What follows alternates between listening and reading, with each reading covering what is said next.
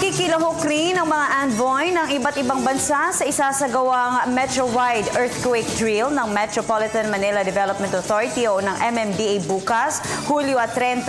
Ayon sa MMDA, nasa 30 mga bansa ang nagpadala ng mga kinatawan sa ipinatawag nilang pulong ukol sa naturang aktibidad na dinaluhan rin ng mga opisyal ng Department of Foreign Affairs. Paliwanag ng ahensya, nakakaranas na rin ng mga malalakas na lindol ang iba pang mga bansa, kaya't mahalaga umano para sa mga ito na makilahok sa naturang earthquake drill. Dito, malaki rin umano ang may tutulong ng mga embahada ng iba pang mga bansa sa aspekto ng humanitarian response sa oras ng kalamidad.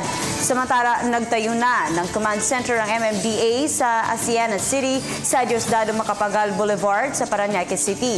Ito ang magiging evacuation site ng mga foreign envoy sakaling tumama ang isang malakas na lindol.